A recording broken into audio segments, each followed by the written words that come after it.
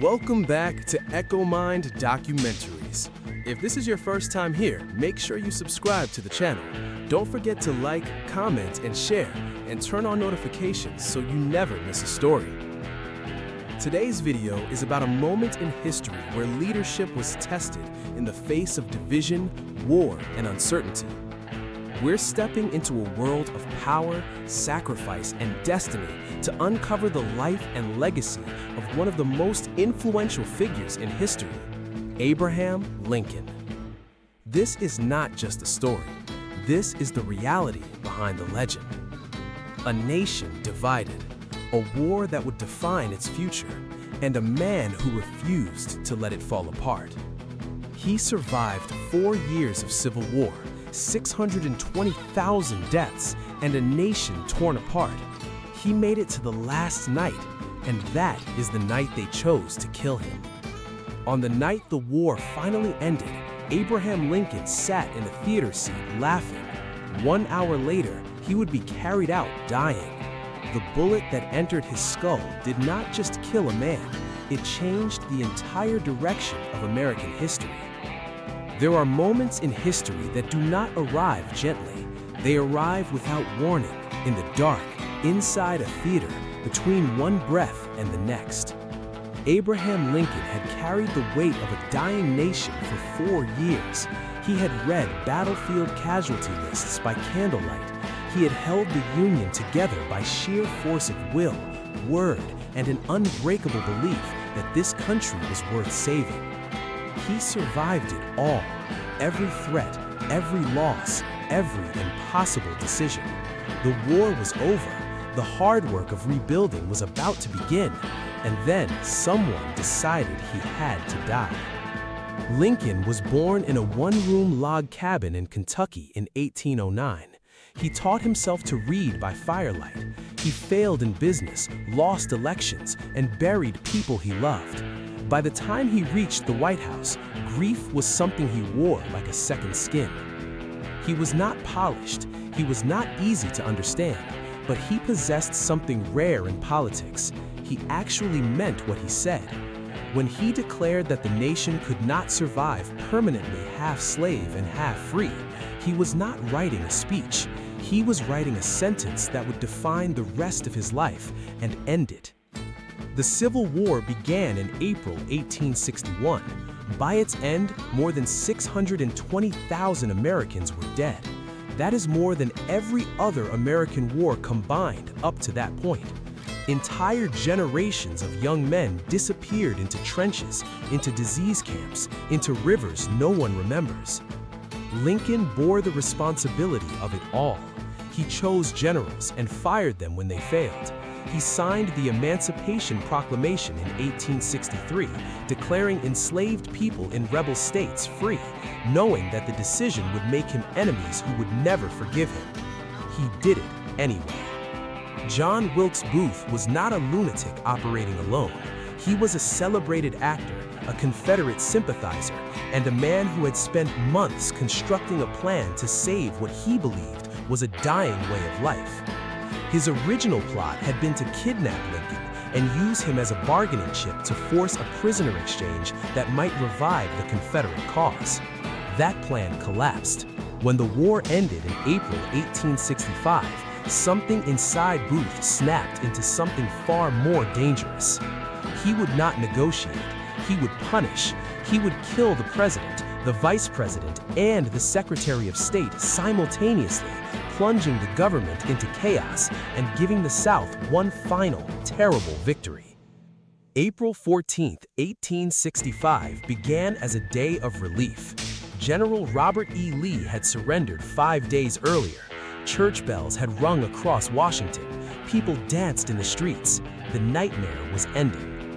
Lincoln woke that morning and told his cabinet he had experienced his recurring dream, the one where he was sailing on a fast ship toward a dark and indefinite shore.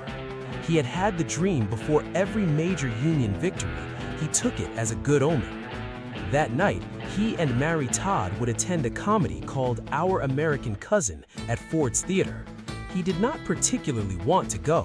He was tired, but tickets had already been announced. The public expected him. he went. The theater was packed. When Lincoln entered the presidential box, the audience rose and cheered. The orchestra played "Hail to the Chief." He waved, he said. The play continued. Meanwhile, Booth was in the theater. He had performed there many times. He knew every hallway, every staircase, every door.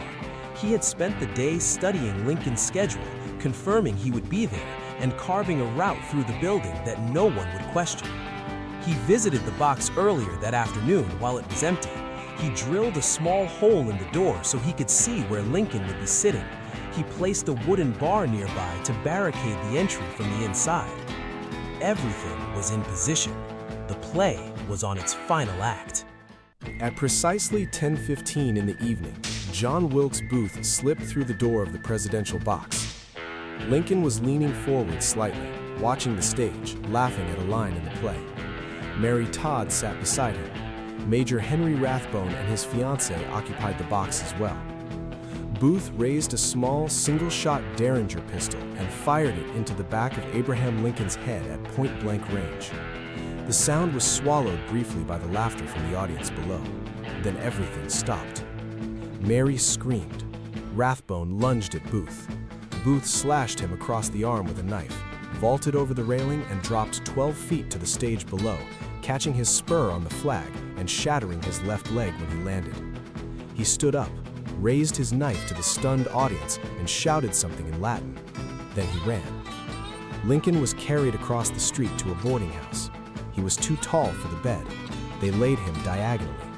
The bullet had entered behind his left ear and lodged behind his right eye. There was nothing medicine in 1865 could do. His cabinet gathered. Secretary of War Edwin Stanton stood at the bedside through the night. Generals arrived. Mary Todd collapsed repeatedly in grief in the outer room, screaming so loudly that Stanton ordered her removed. Lincoln never regained consciousness. He breathed through the night, labored and slowing. At 7:22 in the morning of April 15, 1865, Lincoln was declared dead. Stanton looked at the body of the president and said words that would be recorded in every history book that followed. Now he belongs to the ages. Booth fled south into Virginia with an accomplice, David Harold. His leg was broken and useless. He was a hunted man in a country now furious at what he had done. Even many Confederates who had resented Lincoln turned away from the assassination in horror. 12 days after the shooting, Union soldiers tracked Booth to a tobacco barn in Port Royal, Virginia. Harold surrendered. Booth refused. The soldiers set the barn on fire. A sergeant named Boston Corbett, without orders, shot Booth through a gap in the barn wall. The bullet severed his spinal cord. Booth was dragged out onto the grass, paralyzed, and died within hours. His last words, looking at his own useless hands, were reported as, "Useless, useless." Lincoln's funeral train traveled 1,600 miles from Washington to Springfield, Illinois. Millions of Americans lined the tracks to watch it pass. The country had never seen grief on that scale before. But grief was only the beginning. Lincoln had planned what he called a policy of malice toward none. He intended to reintegrate the South without vengeance, to rebuild a shattered country into something whole and forward-looking. That plan died with him. Andrew Johnson, who assumed the presidency, was a man of narrow sympathies and deep racial prejudice. The Reconstruction era that followed became one of the most contested and violent chapters in American history. The rights that formerly enslaved people had briefly glimpsed were systematically dismantled across the South over the following decades. Historians still argue about what a Lincoln second term would have looked like, whether Reconstruction would have held, whether the century of Jim Crow laws and racial terror that followed could have been avoided or softened. No one can know. That is the particular cruelty of assassination. It does not just remove a person, it removes a future. It replaces one possible world with another, darker one. The impact of Lincoln's death was not confined to American borders. In Britain, the working class had largely sided with the Union during the war, identifying Lincoln's fight with their own struggle for dignity and fair wages. When news of his death reached London, public mourning was widespread and genuine. Letters poured into the American embassy. Women wept in the streets. In France, Victor Hugo called Lincoln the great emancipator and mourned his loss as a blow to all who believed in human freedom. In newly unified Italy, in revolutionary movements across Europe, Lincoln had come to represent something that transcended America. He represented the radical idea that a man born in poverty with no privilege and no name could lead a nation toward its better self. His death sent a message, too, that the powerful would kill to hold power, that progress was never permanent, that the forces of reaction were willing to pull any trigger to stop what they feared. A single bullet fired in a gaslit theater on a spring night in 1865 altered the course of history more completely than any battle fought in the 4 years before it. Lincoln had wanted to heal. What came instead was a wound that took generations to understand, and that in many ways, this country is still working to close. He sits in marble now above Washington, enormous, permanent, looking out at a nation that is still, in some deep sense, trying to become what he believed it could be. Some men are too large for the moment they live in. History only understands them once they are gone. Abraham Lincoln was one of those men, and the night they took him from the world became a smaller, harder, colder place.